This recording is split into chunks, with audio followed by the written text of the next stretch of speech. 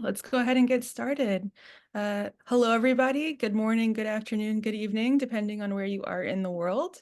Welcome to the first session of Saturday, playing off girl protagonists in pop culture. Just so everyone's aware, this session is being recorded. My name is Callie Ingram, and I'll be moderating. I'm a PhD candidate in English at the University at Buffalo, which is beautifully sunny today, oddly and rarely. Uh, I'd like to briefly introduce our four presenters today. So we have Iram Iqbal Hussain, who's a lecturer at the Institute of Business Administration in Karachi, Pakistan.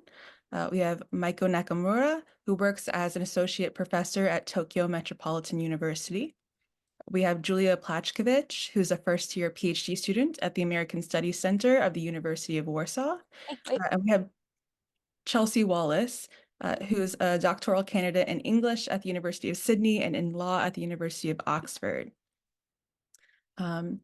So we'll have all four presents. We'll end with a shared Q&A. I want to invite everyone, if you have questions that come up during presentations, to please go ahead and throw them in the chat, and we'll get back to them.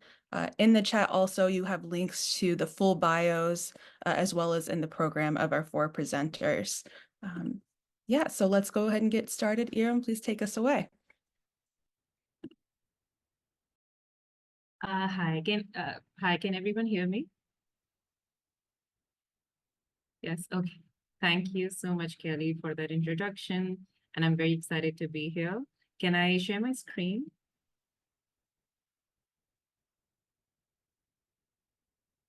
First of all, thank you everyone for joining, and I hope we can have a very interactive session. So this is a topic that's very close to my heart because I've grown up watching these television dramas. Television dramas are also how I bond with my parents. And recently I've gotten into this habit again of watching these dramas, especially at nighttime when all of us are home.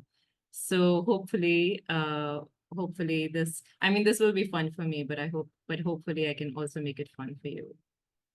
Okay.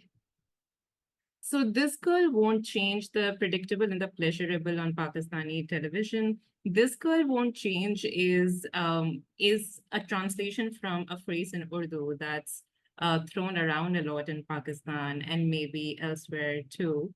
And it's used to refer to, obviously a stubborn girl who just won't change her ways. And people say it with varying degrees of seriousness. Some people use it almost as a censure. Others sort of say it more dismissively. But every time they say it, it does imply a kind of resistance that the girl is putting up against something.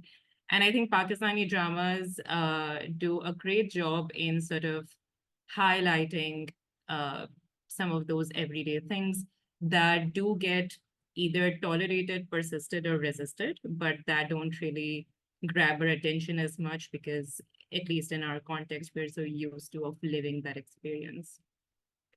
Okay. So a bit about the currency of Pakistani television dramas in Pakistan, and I think this may be the case for elsewhere in South Asia too.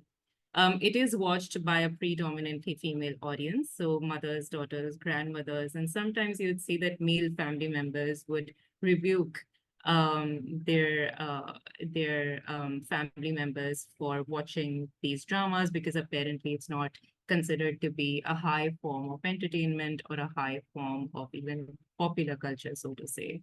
And the dramas tend to be repetitive in stories. But I think it also speaks to the kind of masculinity that is very unwelcoming towards anything that foregrounds a female experience. So I think that also features into the male members' reaction towards the scenario at times. A combination of private and state-owned channels air soap operas. Privately owned channels have boomed since liberalization of media in Pakistan in the early 2000s. Previously, we only had Pakistan Television Network, and that channel aired dramas that are still considered to be the classics. Today we have many more dramas, but it's generally agreed upon that today's dramas don't compare to dramas of the 80s that were aired on PTV.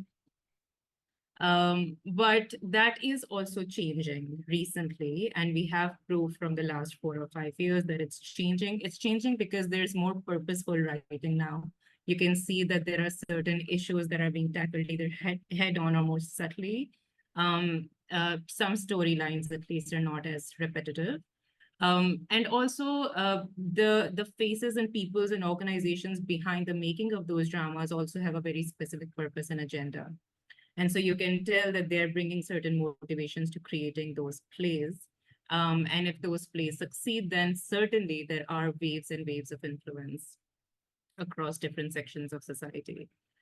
The two television dramas that I'm going to focus on today are Jaise Aapki Marzi and Kuch Ankahi, and I'll tell you the translation in just a bit. Both these dramas aired last year, actually, in 2023. And they were widely acclaimed, very popular. People have written not in a scholarly manner yet about these dramas, but certainly many reviews came out, many positive reviews came out. And there were many distinctive features about these two dramas, but two that I would like to highlight is who created these dramas and who acted in these dramas, right?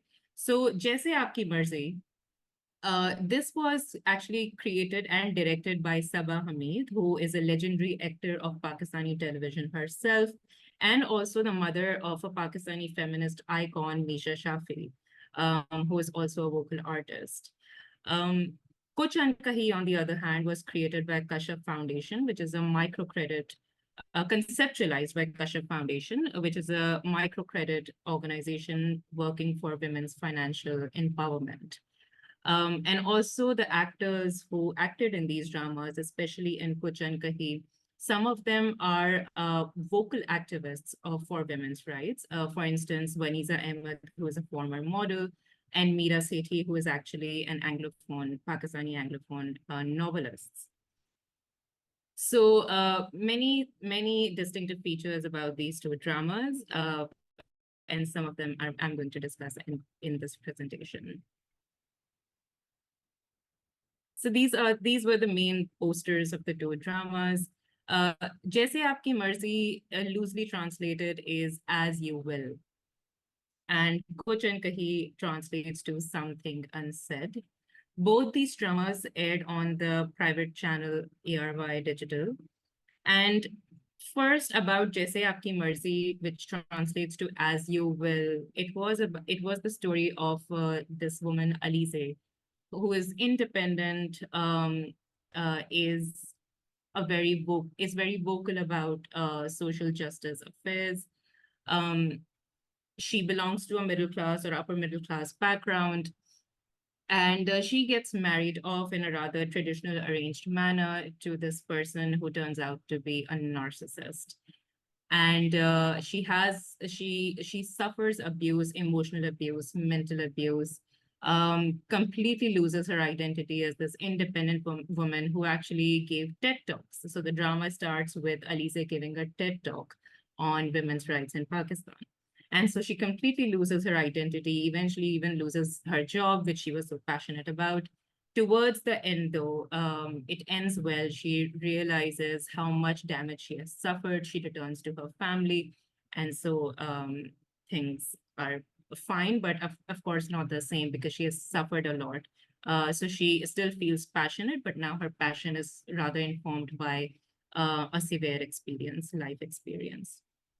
And As You Will refers to the condition Alize was reduced to in that marriage, in that everything she did was according to the will of her husband, which was often abusive in a number of different ways.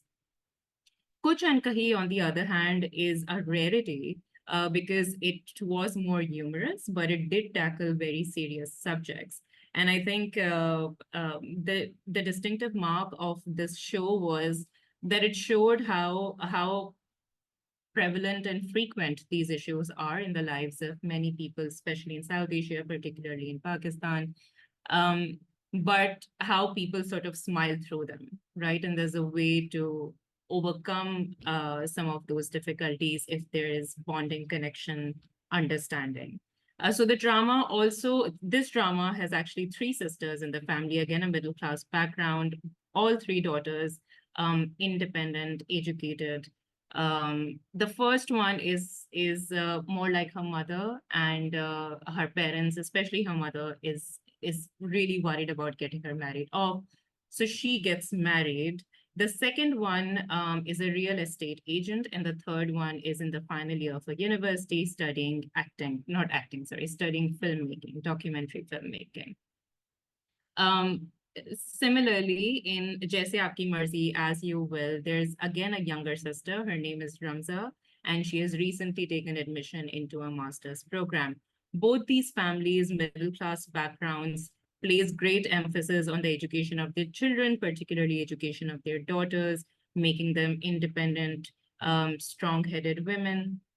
Um, and so therefore, it's not only surprising how quickly things change for these women, but also the journey through which they sort of return to a new normal for themselves and for their families. So the analytical inquiries that I'm going to focus on are mainly three. One, how do the two dramas conceptualize girlhood? What are the covert or overt dimensions to the character of the girl in these two dramas? Secondly, what opinions and actions make or unmake the character of the girl in the two dramas? What junctions of the story allow her to come into her own? And what is the significance of girlhood in Pakistani dramas for feminist discourse in Pakistan? Because clearly those two are made from the point of view of advancing certain tenets of feminist discourse in Pakistan, and they do hit the mark, as one can see from what has been written so far about these two dramas. It's also significant because there is um, there is something called an Aurat March in Pakistan that happens every year on Women's Day. Aurat is the Urdu word for women.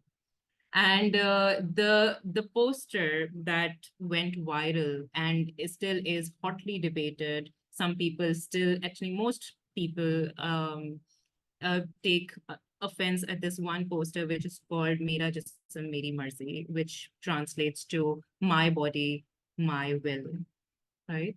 And it's interesting how both these dramas sort of foreground this discussion on my will, what I have a right, what I have a say in, what I have a right to, what I'm entitled to. So clearly there's an alignment with the feminist discourse in society at large. Okay. So let me introduce you to the principal characters that I'll be talking about. This is Ramza from Jaise Aapki Marzi. And this is Ramza and Alize. So Ramza's older sister, Alize, who is the public speaker and the one who gets married and then suffers the abuse of marriage. So, and then on the right-hand side of the screen, there's Tanya, who's the younger sister in Kuch and Kahi. And in the next picture, she's sitting with her elder sister, Samia. So, who is the girl in these two dramas? And I argue that the girl in these two dramas is the younger sister. I mean, girls, certainly all of them are sisters, but the younger sister is the girl not because of her age. So, for instance, in girlhood studies, often the girl is considered to be the female adolescent. But in Pakistan and in Pakistani dramas, the girl is not a category that pertains to age as much. It has more to do with appearance, relations, and the kind of agency they exercise. It's relational because certainly there is, again, a large consensus about the role of the older daughter versus the role of the younger daughter, how close they are to their parents, what kind of expectations they carry. So for instance, older sisters usually um, are uh, are treated as mothers to their younger siblings, either sisters or brothers, and they are expected to grow up rather quickly. They're expected to also follow in the footstep of their mothers. So it is in relation to that, the younger sister is usually treated with more liberty. She has more liberty, at least until her older sister gets married, because until then, she's treated as a girl. Until then, she can do as she wills, relatively speaking, to the extent possible in the context of the society.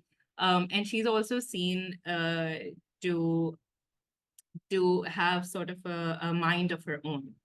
She is dismissed as the younger one, so it doesn't really matter what she says because she will be dismissed. Relationally speaking, she is the girl of the house, of the household. Um, there are also certain aspects of appearance that go into making her a girl in the context of the family. So, for instance, if we juxtapose Ramza and Tanya, and then contrast them with their older sisters, Alice and Samia, um, Tanya and Ramza, they have more the kind of attire they carry throughout the drama. It's a mix of traditional wear, traditional shalwar kameez, which is the national attire of Pakistan, and more Western clothing, which is a two-piece. So they strike a combination in their attire throughout the show, but that is not associated with the older sisters. The older sisters only ever appear in the traditional outfit. Similarly, in terms of even the hairstyle, so you'll see that in Pakistani dramas, this is a common feature that the girl who is seen to be simple, good, innocent, often has straight hair. And the curly hair is actually often associated with the vamp, with the negative character. And interestingly, the younger sisters also sometimes are shown to have curly hair, as in to imply that the volume of their hair, or the ruliness of their hair, is also the ruliness of their character. So in both these characters, Tanya and Ramza, I think the casting choices are very strategic. Their hair are a certain way, their attire is a certain way, and certainly the contrast is very visible with their elder sisters. Then the third way in which the girlhood established of these younger siblings is through their agency.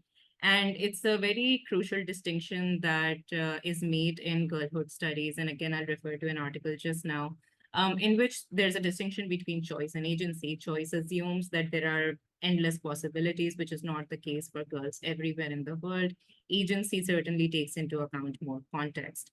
And so, again, I think the kind of actions allowed or permitted to the younger sister of the family, the younger daughter of the family, also makes her a girl rather than the woman. And I'll say more about the kind of actions that distinguish the two. And returning to the point about why age isn't a relevant category in Pakistan, is I'll talk about the middle class family and also families that are located in the urban context of Pakistan. And while girls are educated in many families and are able to find employment and are also sort of permitted to work and earn their own income, there is often a binary in that the daughter of the family remains young, as in her parents would treat her as someone in need of looking after, in need of protection, until she gets married, after which she immediately becomes a woman. So there is this sort of gap in how the daughter of the family is treated, especially if there is no son in the family. Um, sons are treated a different way in that they are always expected to bring home the income. They are also discouraged from careers that may not be as profitable. Um, but that is often not the case for women who are allowed to pursue more artistic careers because there aren't many restrictions on how much they might earn. Oh, okay, there's 1 minute remaining. All right, I'll rush. Okay, so this is another girl in the context of Pakistan who is the Puppo or the paternal aunt. And she returns to the family in Pochankahi. She is called the Farar of the family, or the one who runs away, because she also ran away from her marriage. And she was also the youngest aunt in the family. So I'm also treating her as the girl because her actions are quite similar to Tanya. Kelly, let me know when I need to stop. I'll say you have about 2 minutes to wrap up if you want. 2 minutes. Okay, thank you so much. Thank you so much. Okay. So the character of the younger daughter or sister finds definition at points where the elder sister is in jeopardy. So we saw how the girl is established relationally, so in relation to her elder sister, and also through her appearance. And then the third way in which she comes into action is exactly the points in the story where she is able to show a different kind of action, a different kind of thought process, and that is usually when the elder sister is in jeopardy. And to borrow from Green, Bartlett, and Allen's analysis of young adult literature, persistence appears as both a characterization and strategy in the portrayal of girls. Parents may be quick to dismiss the younger daughter's characteristic persistence, but when she uses strategically to save her sister, that is when she truly comes into her own. And we see that even though the younger sister's warnings at the beginning of the show go unheeded, dismissed, but towards the end, it is acknowledged that actually she was right all along the way. There are three important ways in which she acts that serve to foreground both her fundamental character and her deliberate and targeted action. So the kind of persistence she shows is not only a part of her character in both these dramas, but also a strategy towards saving her elder sister.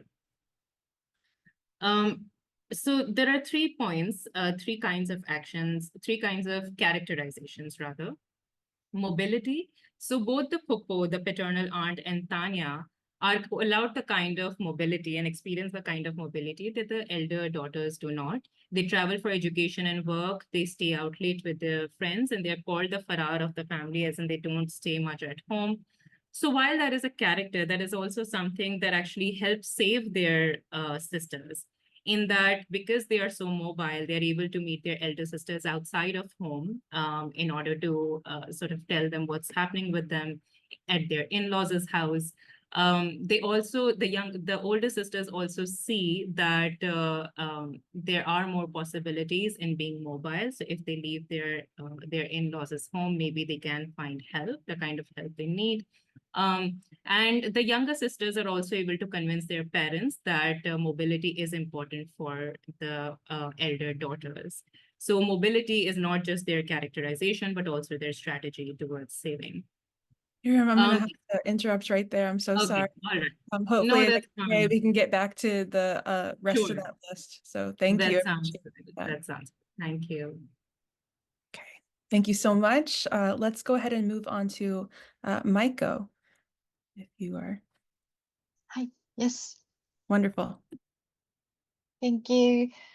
Hello, my name is Michael. Thank you, Kelly, for introduction, and thank you so much for giving me this wonderful opportunity today. Let me share my slide. Eh,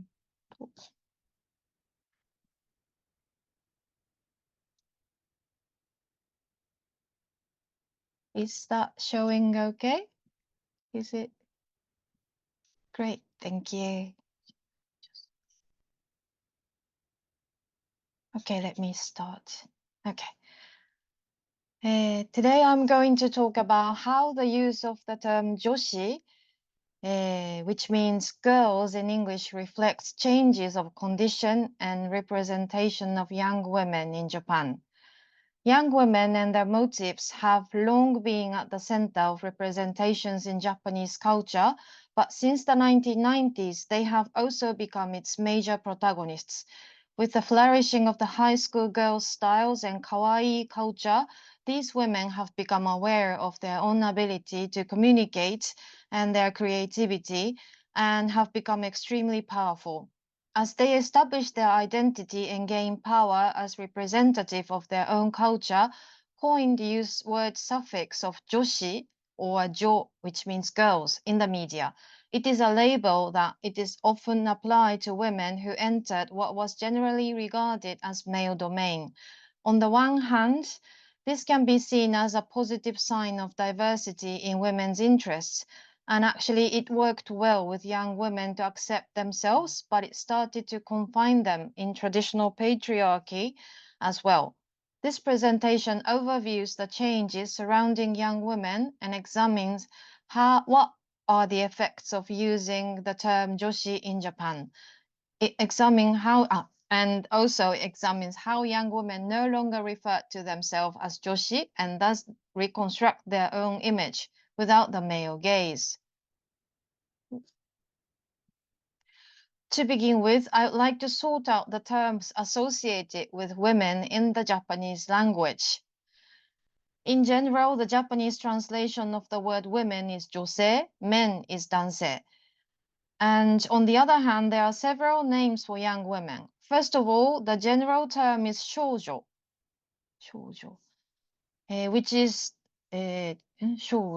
yes, with the Chinese character meaning little or small. Then the term joshi, which is the theme of this presentation, refers to women and is defined within schools and other institutions such as high school girls, joshikousei, and university girls, joshidaisei. It functions as a label referring to the stage of maturity and the environment or system to which one belongs. Unlike joshi, however, shoujo also has other connotations. A Japanese writer, Tatsuhiko Shibusawa, and others have positioned shoujo as, quote, someone ignorant, innocent, and without subjectivity, like a little bird or dog, unquote. The term is sometimes used to describe somewhat Lolita kind of being who arouses the desires of men, and a lot of representations in literature were based on such image. Here, shoujo tend to be objectified by the male gaze. However, things started to change. From the 1980s, when Japan entered the economic boom, young people began to lead the street culture, and from the 1990s onwards, a gyaru culture emerged, produced mainly by high school girls, particularly in Tokyo's Shibuya area. As we can see in these pictures on the left, with singer Namie Amuro and Ayumi Hamasaki as charismatic icons, we can see their pictures. And although magazines were the medium of choice due to the absence of internet and social media, a variety of unique styles emerged through street snapshots and elsewhere. The girls who became the key figures in this culture were bold, confident, and independent of other people's eyes. They sometimes called themselves gyaru. And not it is gyaru, high school girls, that stood as the protagonist, not shoujo, who were figures of fetish and the object of male desire. They kept on creating their original styles and makeups, and it was spread among young girls all over Japan. Also, as we see in the picture on the very right, the origin of kawaii culture and style flourished among young girls at the same time as well. Its home is Harajuku, just 2 kilometers away from Shibuya. Those girls with kawaii style share the similar mind with gyaru. They are creative, follow their instinct, and enjoy their original styles without worrying about the gaze of others. It is pointed out that, quote, the young people's identity is established through subculture on the street, and it is done so not by the traits of their social and class background, but rather by the pleasure derived from the experience of showing themselves and being seen on the street, unquote. It is exactly what was happening in those areas that time, which is quite monumental in history of Japanese subculture.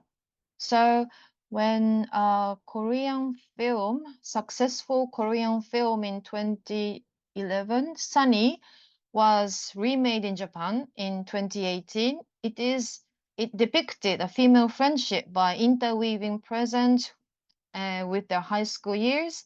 It was set in the 1980s in the Korean version, but the Japanese version was set in the late 1990s when girl culture, high school girl culture, and boom was in full bloom. And in the late 1990s, those young girls realized their power as communicators, and then, as they grew up with the changing times, they also became powerful consumers and players in the economy. Along with that, the term joshi, which had only been used within the institution and the system, began to broaden its meaning. It has become a label for young women. Also, it became a keyword that was often used to gain the sympathy of other women and is put as a suffix with many kinds of culture and phenomenon and frequently used in the marketing.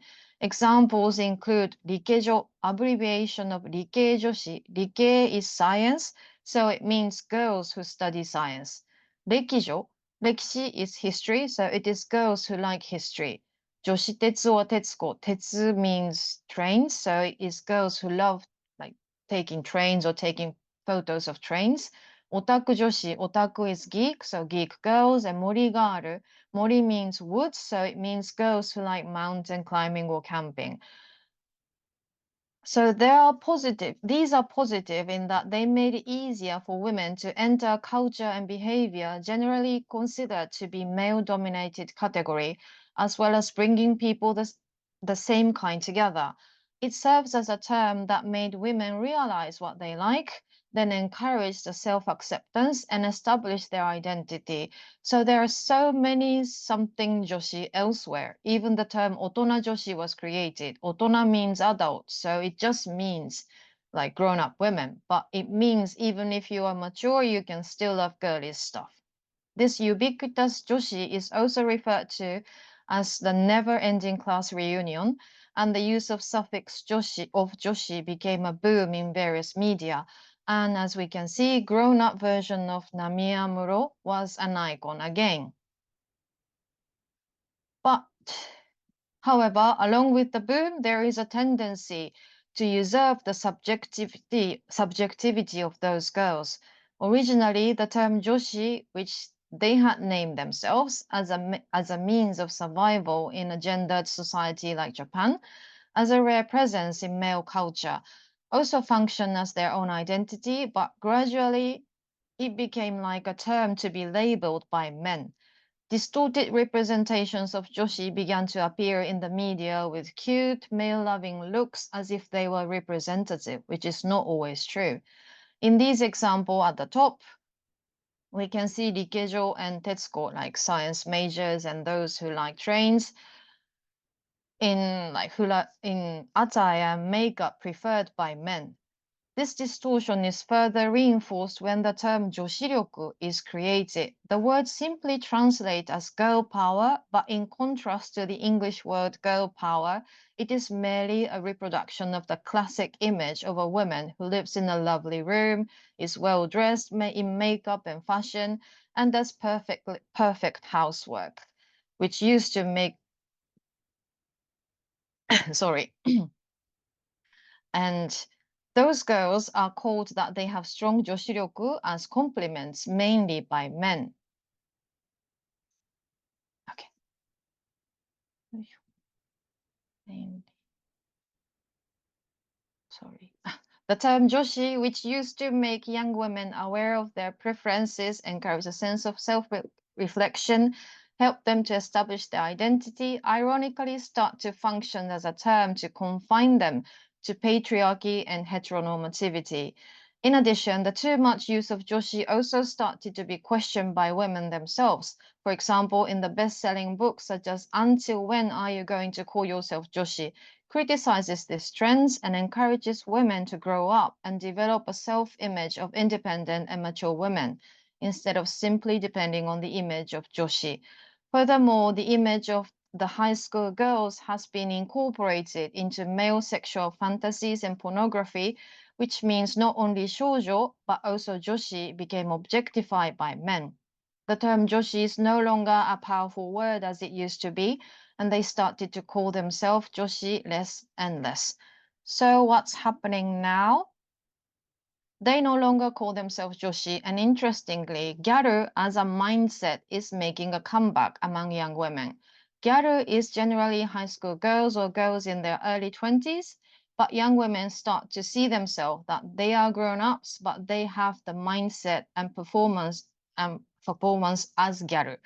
I would argue there is a strong influence of K-pop girl groups who embody powerful female image, which Japanese pop idols or singers didn't express for a long time.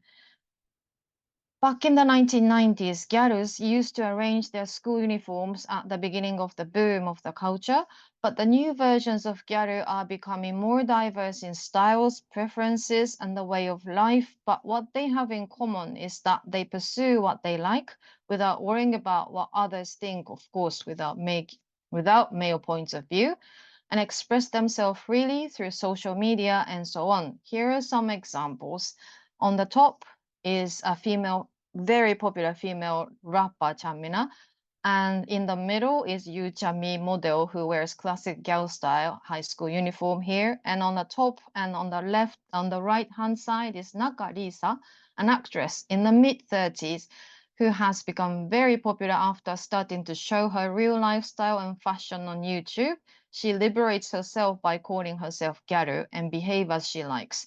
Recently, Ayumi Hamasaki here, like icon in the 2000s, posted a photo on the Instagram wearing school uniform like attire and gyaru makeup.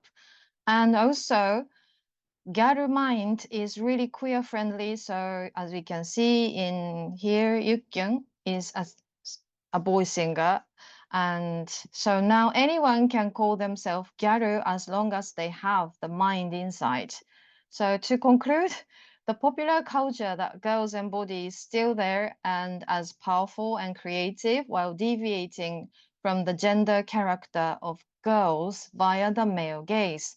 In Japan, where the gender gap ranks 125th out of 146 countries in 2023, and young women's sufferings and poverty continues to be serious social problems, I can't help but hope that the Gyarus minds will gradually bring about grassroots change in society by developing various role models and rich images of women. Thank you. Thank you so much for that. Okay, great. Let's turn to our third presenter, Julia.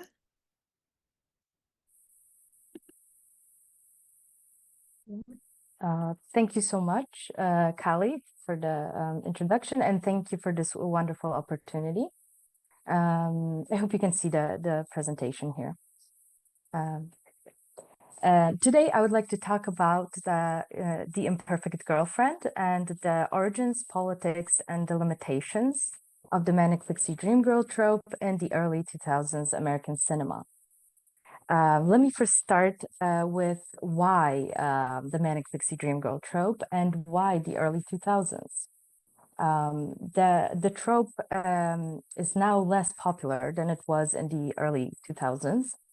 However, it is still used to describe eccentric and outgoing girls in popular culture. For example, characters such as Jules from Euphoria and Maeve from Sex Education are labeled as manic pixie dream girls. However, they are not manic pixie dream girls, as these characters are provided with a background.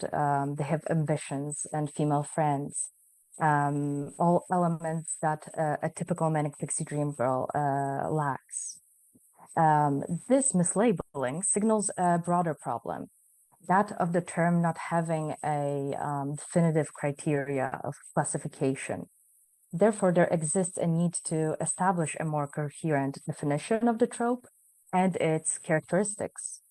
And my paper aims to do so by offering an examination of two quintessential manic pixie dream girl films of the early 2000s, which is Sweet November and Garden State, as well as establishing the ways in which the trope embodies post-feminist ideology and the girlhood discourse.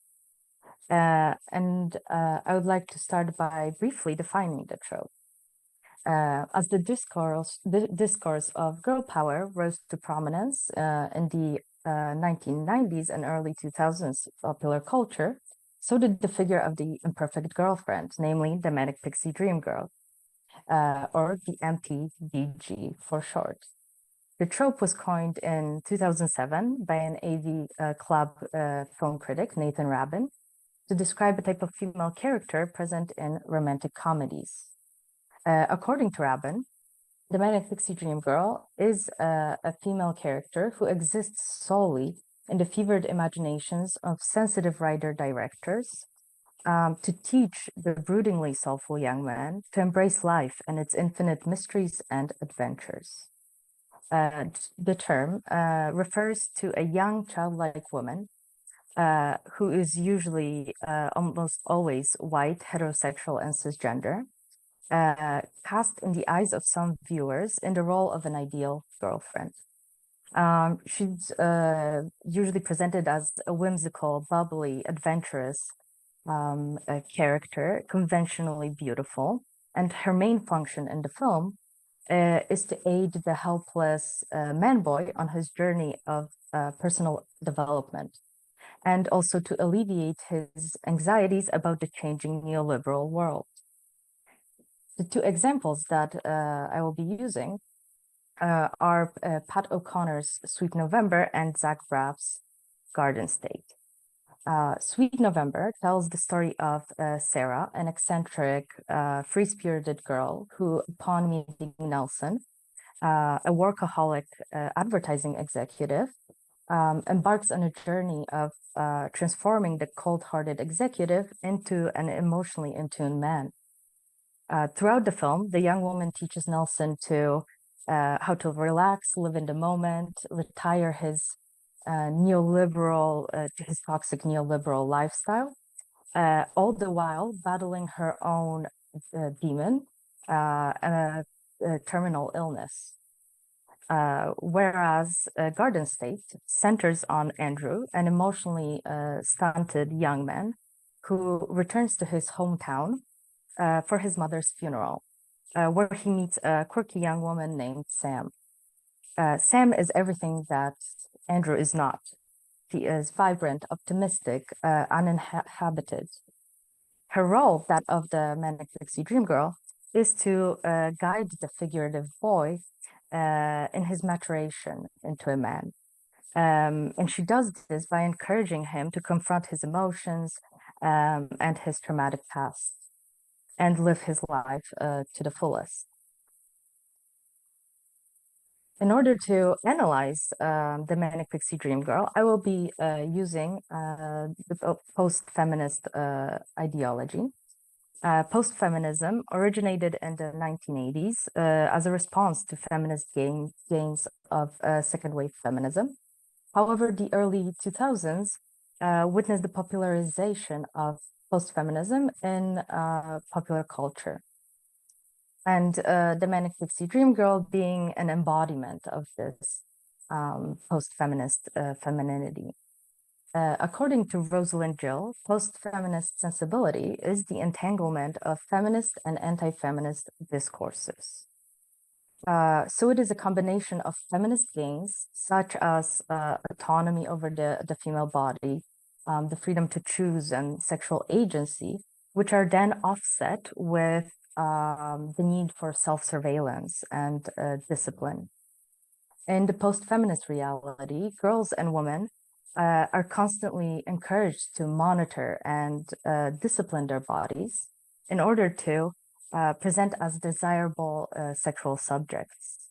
They are promised liberation and empowerment through consumption and beautifying practices. And the manic pixie dream girl trope reinforces the post-feminist model of self-surveillance through the woman's preoccupation with beauty, youth, and a quirky sense of style.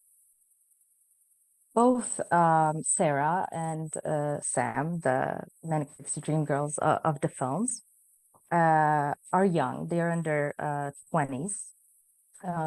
They are white and slim, and they are played by actresses recognized for their beauty. such as Charlize Theron and Natalie Portman.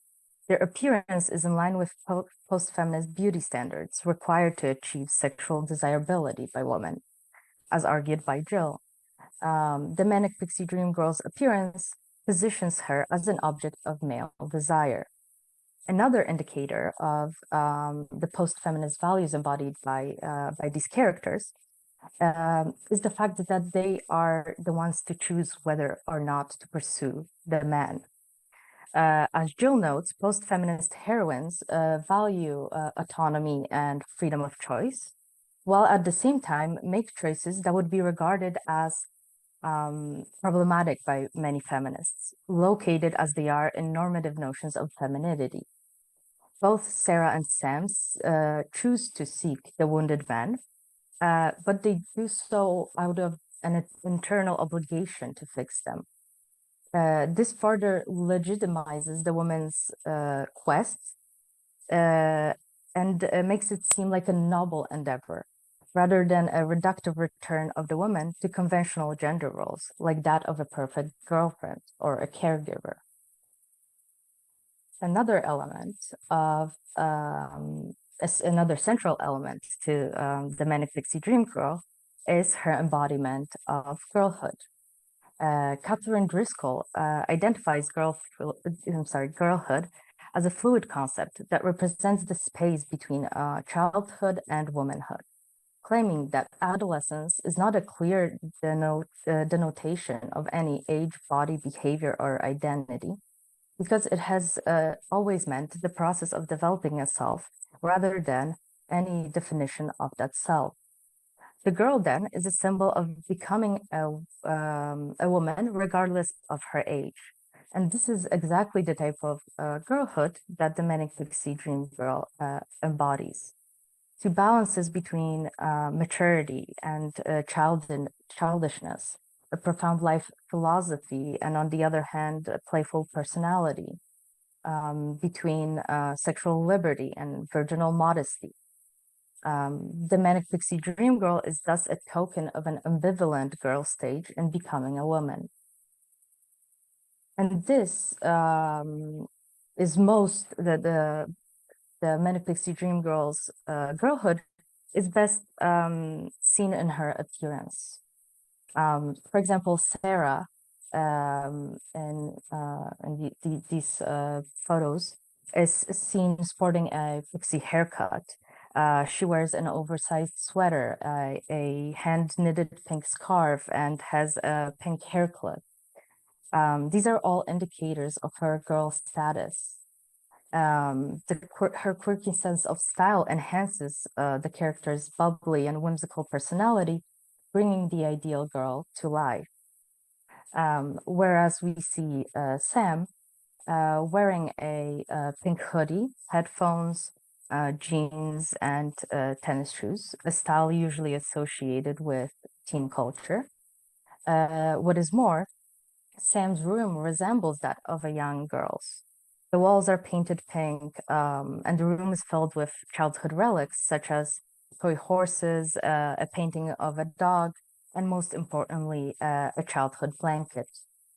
The woman's youthful appearance and childlike personality points to their innocence and purity, casting the woman as vulnerable, passive characters in need of protection.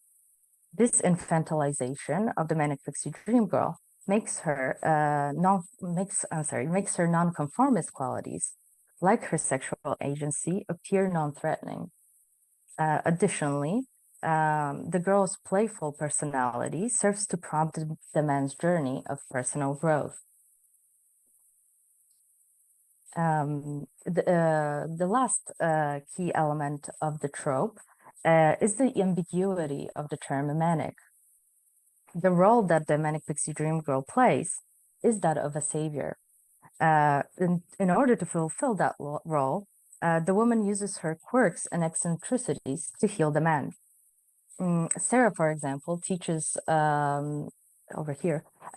teaches Nelson that there's more to life than being a self-centered materialist, by giving his clothes away, making him walk dogs free of charge, and forcing him to give up his luxurious apartment and move in with her. despite the two barely knowing each other. Whereas Sam shows Andrew how to be more open and carefree by encouraging him to jump into a pool fully clothed, instructing him on how to make a weird noise in an attempt to feel unique. These behaviors serve a dual purpose, as they allow for the gradual transformation of the man, and at the same time function to pathologize the woman.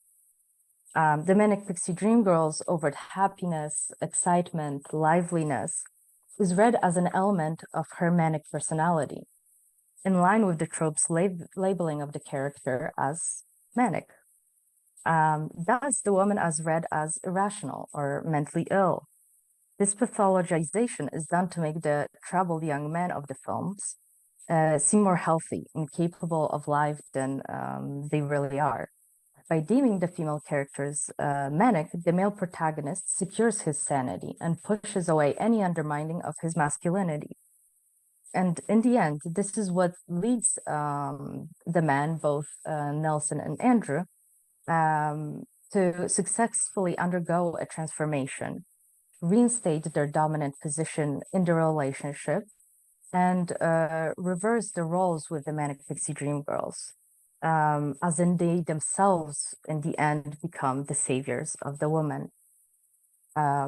Consequently, the duality of the Manic Pixie Dream Girl, as embodied in Sweet November and Garden State, functions to return the female character to a more conventional gender role, that of a perfect girlfriend, therefore mitigating the threat to masculinity and patriarchal social order. Thank you.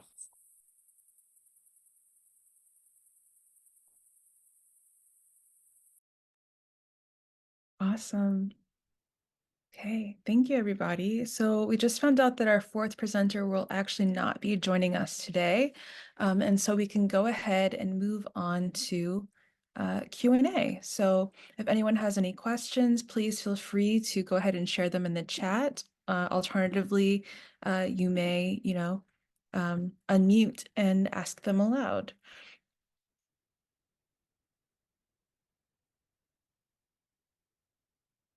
While people are formulating, I might get us started. I really want to hear the rest of the slide that Aaron was on in terms of mobility, friendship, and resistance. So if you could share a little bit more about the rest of that list, I really wanted to hear it.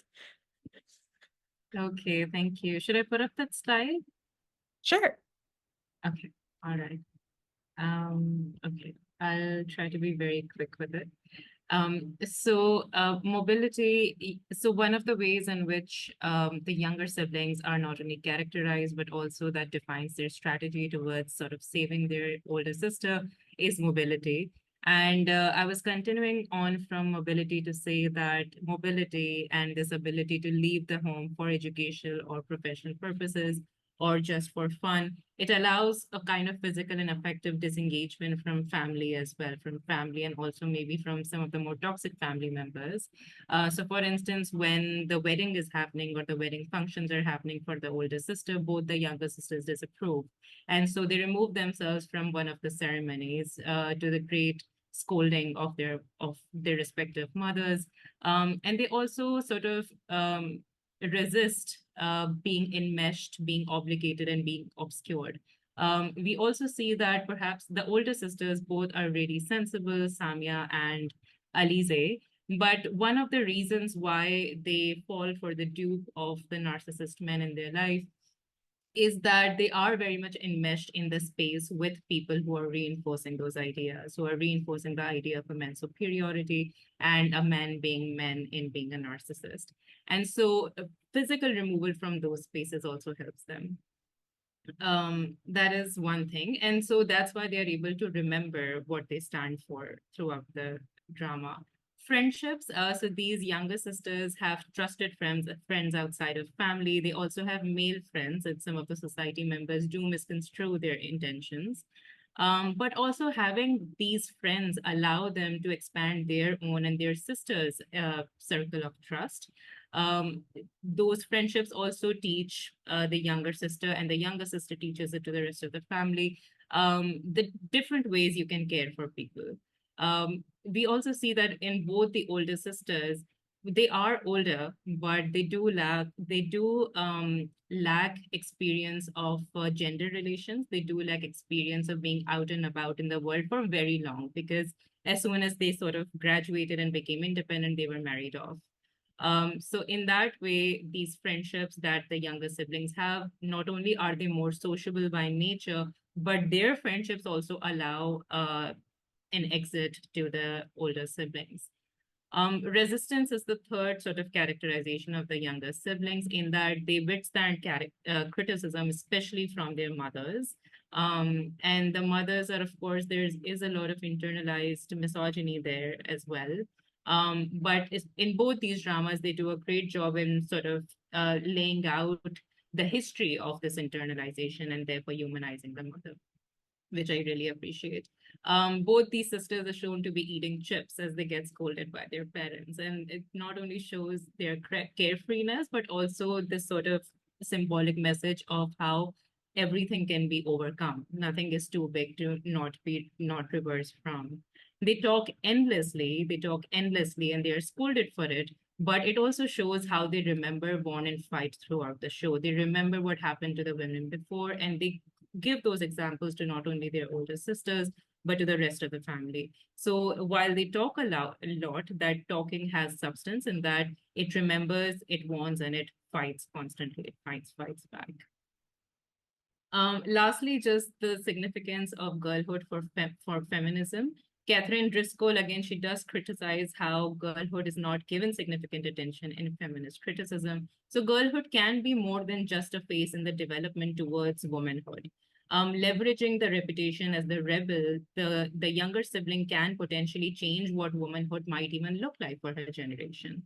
So instead of treating it as just a phase towards a more concrete, static, unchanging womanhood, the way a girl reacts in her girlhood can significantly change what her womanhood looks like. So the sister can also serve as the prototype for the kind of sisterhood feminism celebrates. So whether that sisterhood is biological or non-biological, the younger sibling does provide a prototype for it. The younger sister or the girl can also bypass censure and bans to accomplish more collectively beneficial goals. So that was it. I'm so sorry for taking up extra time, but I hope it was worth listening. Thank you so much, Kelly, for this opportunity.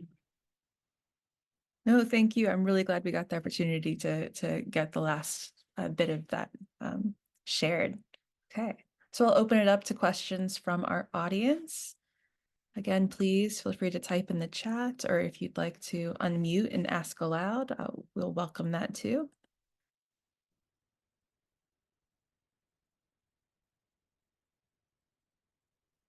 Alternatively, if any of our presenters have questions for each other, that's also great. And then I have lots of questions that I could ask, but I don't want to take up space.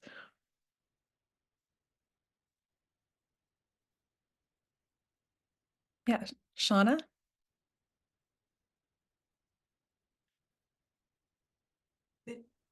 Hello, good morning.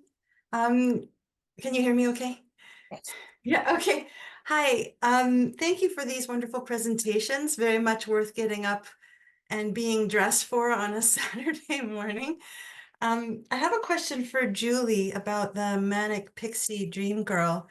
I'm just wondering, Julia, if you could comment a little bit on why you think this character has disappeared. I mean, I have my theory, but I'd love to hear what an expert who's been studying this phenomenon for a long time thinks. And why was it so popular? And then what happened? Yes, thank you. That's a great question, right? Why do we no longer have this sort of phenomenon in popular culture? I think definitely one of the reasons is this trope was strongly linked with the popularity of romantic comedies, which are now less popular than they were in the beginning of the 2000s, and even in the early 2010s. But what is really important that is that the trope was created sort of like alleviate the male anxieties about this change that was happening in the neoliberal world. Something that we have gradually grown to become more used to, I think. And it was at the change of the century that this was mostly seen in popular culture. What is also important is the fact that these are the Manic Pixie Dream Girl mostly is exemplified in indie films, which was again also were very popular in the beginning of the 2000s, and that's where most of that representation was found. I think there's no one straight answer to this, because I think there's quite a lot of different elements that go into why it formulated at that time. Yeah, but I definitely think the indie cinema and the fact that romantic comedies were the main space for the Manic Pixie Dream Girl. Yeah. Wonderful. So we have a question in the chat, and I think it's posed to all of our presenters. I was wondering if anyone has considered expanding their research with a comparative approach that spans shows, movies, etc., in different cultures. So any thoughts from any of our three presenters in terms of a comparative approach?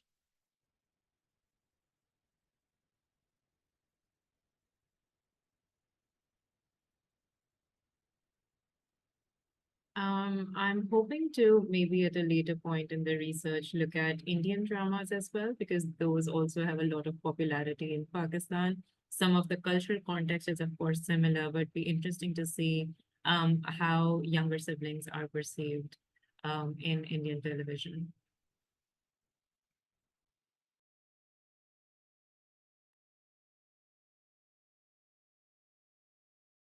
Michael or Julia, either of you want to speak to that, or? I would love to, but actually this theme is just something new to me. So I just started to do some research on this girl culture in 1990s or early 2000s. So first of all, I'd like to focus on like Japanese popular culture and maybe then expand to maybe Korean culture, since feminism is really huge in Korean pop culture as well. So we can compare those things. Maybe I can start from this movie Sunny that I mentioned in my presentation. Thank you for the question. Yeah, yes, and I've also been thinking about going more in depth into how the Manic Pixie Dream Girl trope is being subverted, and where we mostly see that, which is in shows like I've mentioned in, for example, Euphoria or Sex Education, because I think the longer format also allows for a more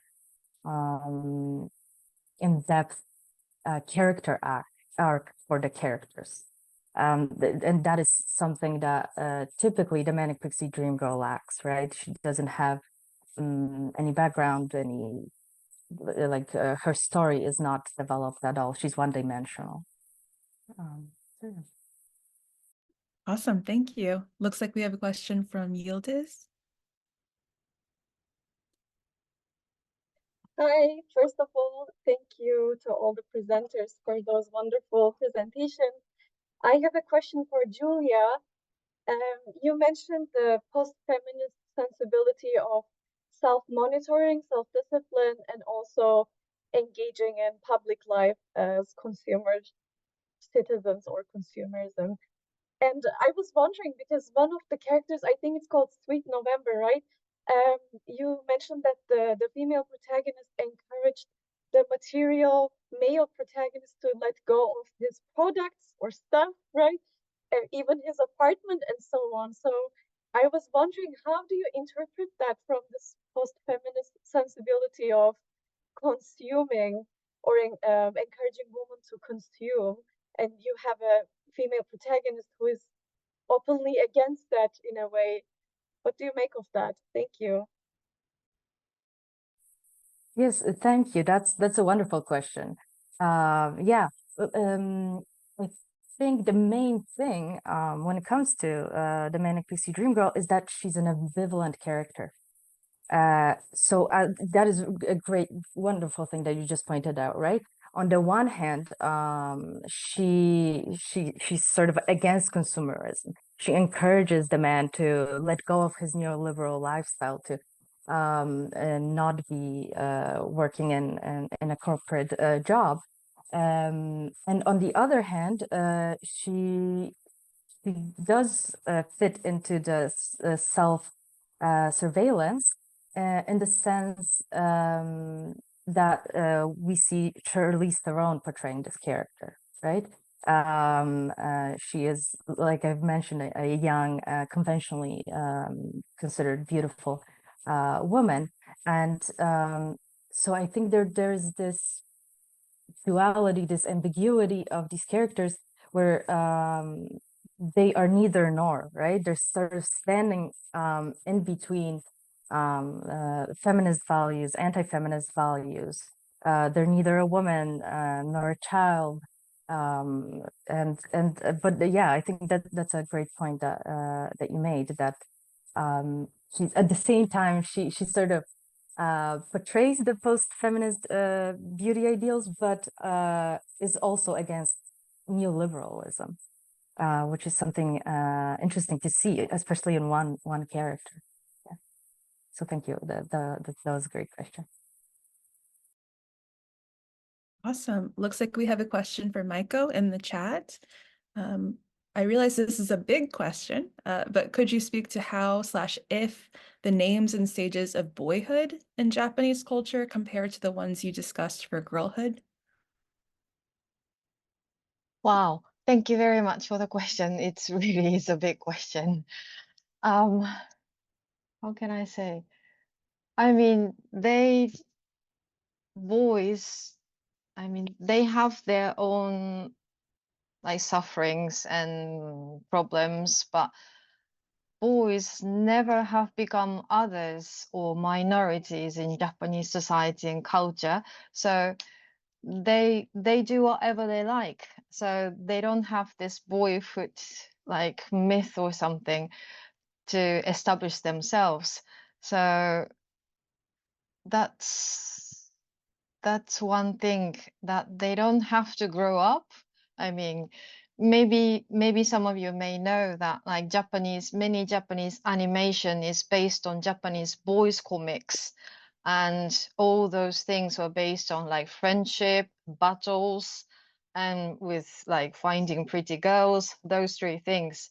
So I'm not really like exaggerating. I'm not trying to exaggerate, but they have never had experience of being minority, basically, if you live in Japan whole life. So most of Japanese men, many of Japanese men are in a really nice position, I would say. So yeah, so compared to that, girls have this complexity in finding themselves, trying to establish what they like, to see what they like or who they are.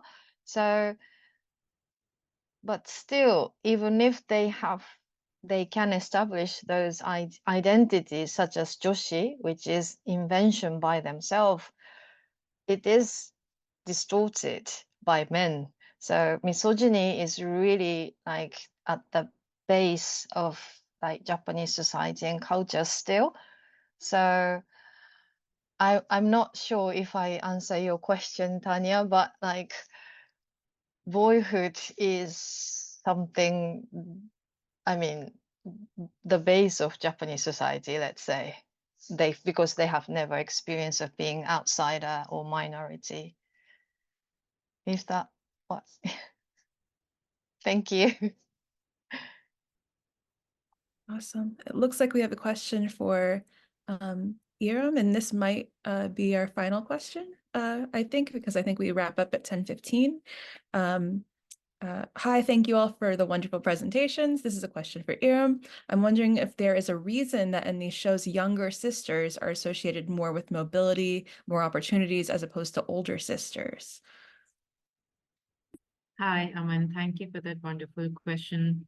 There are a couple of reasons. One, I think as is the case with any drama anywhere, but I think especially what I've seen on Pakistani television, sometimes there are dramas, actually many dramas, in which there is usually a miscommunication. And I think if that miscommunication was resolved in the very first episode, you wouldn't have a drama spanning 28 or 30 episodes.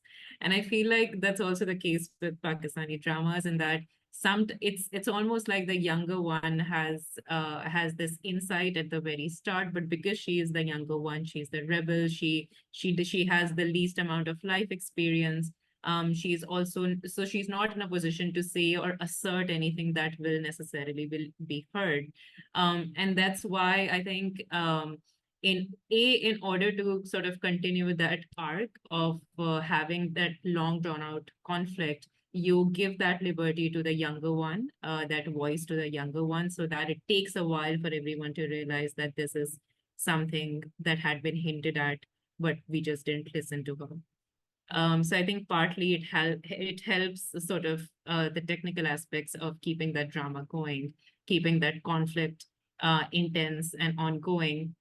But the other, I think, reason can be that it is very much the context of the middle classes as well in Pakistan, in that there is more emphasis on things staying within the four walls of the house, within the family, as opposed to going out. So even when there are friendships, it is usually discouraged that you don't tell anything to your friends.